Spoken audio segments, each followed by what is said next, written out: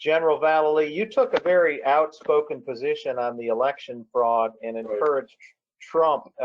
I watched a lot of your interviews with Brannon House, and you were encouraging Trump to invoke the Insurrection Act and take a stronger stand against these coup plotters, who basically admitted that they were involved in this in a recent Time magazine article, which referenced a, quote, organized cabal of elites who took unprecedented action to influence the election outcome.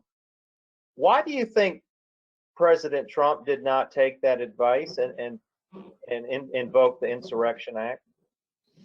Well, I'll give you the best I can. I'll give you the best answer to that.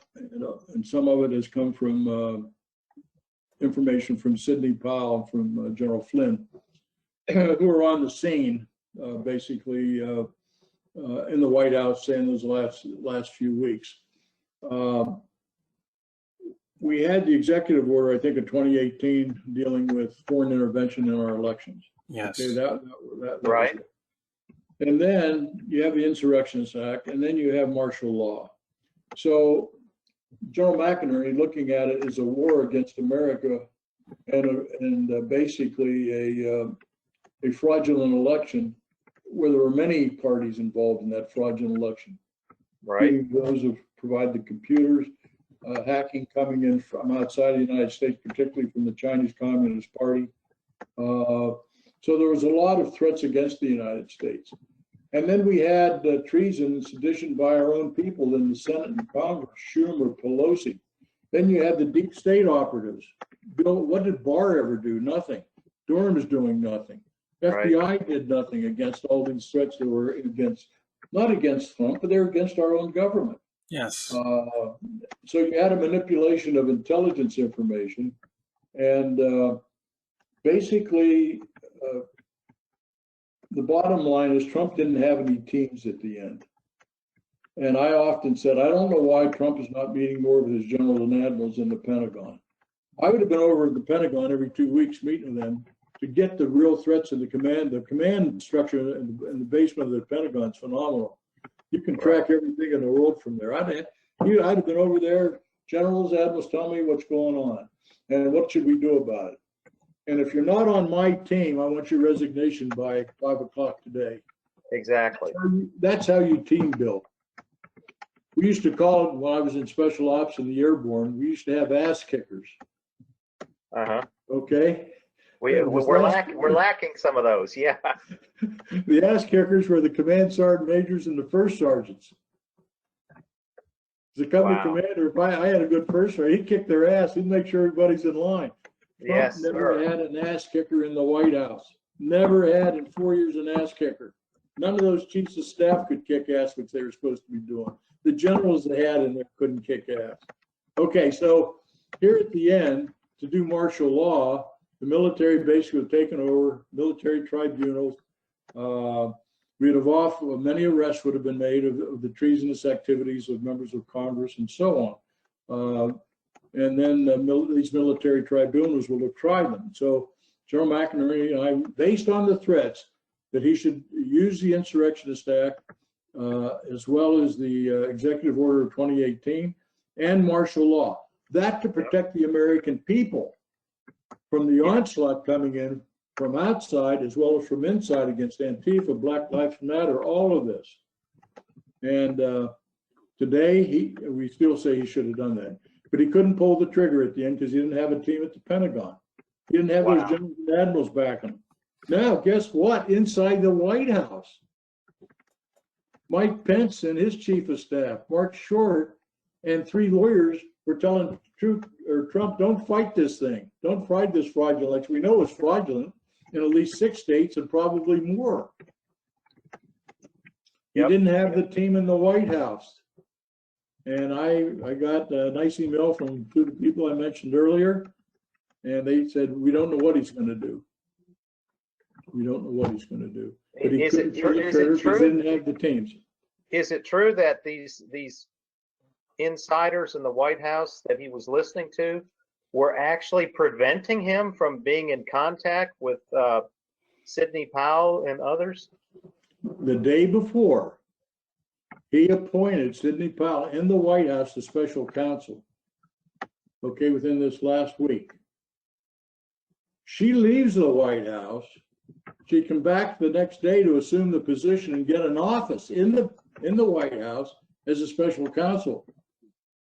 The chief of staff would not let her on the White House grounds. Wow. Never told Trump. Trump just, well, where's the hell Sidney? But he never said, get her in here right now. And so that's what happened to Sidney Powell. So she wasn't. She was offered a position, and she wasn't allowed to fill it by the staff. Right. Oh my God! Wow. I mean, this is incredible. It's almost hard. I'm not making this stuff up.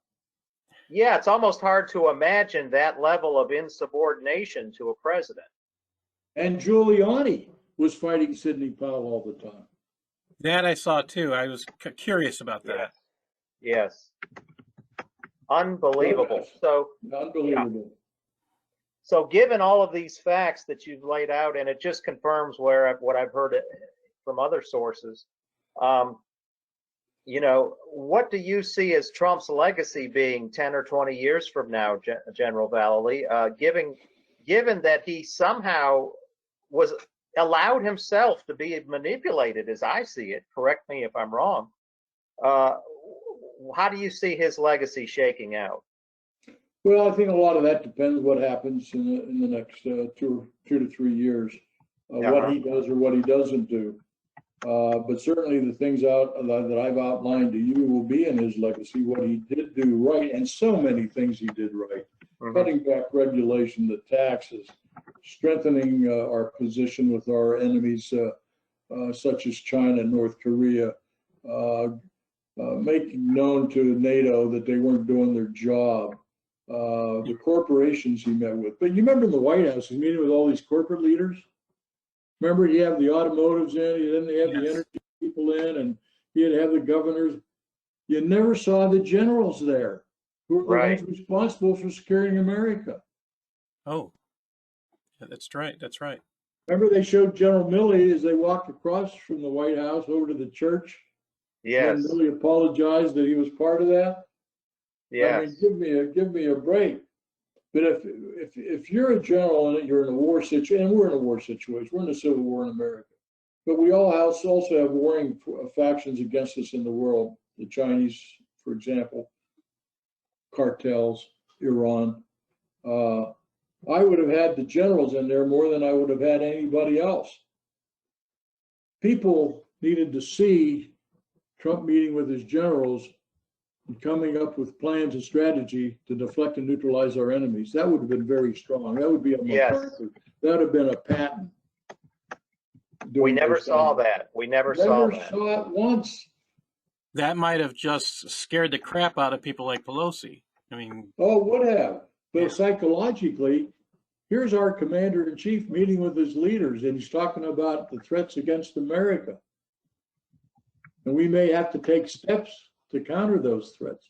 Wow. I mean, what a powerful position as a leader. This is what leaders do. They have a vision.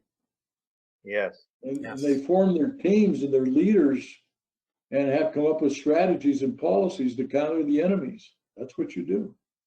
Now, I'm from West Point. I've been through the War College. I've been through all the great schools. But this is what I was taught. I was taught by the World War II generals. They were my mentors. That's why I think the way I do. I'm not saying I'm right all the time, but I certainly look at things logically and rationally. When I see a threat out there, I say, okay, I'm going to develop a counter to that threat. And these are the options. So anyhow, nobody's thinking like that today.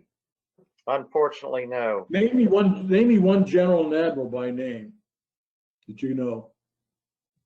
Current? I don't know any ones currently in office. That's the problem I have.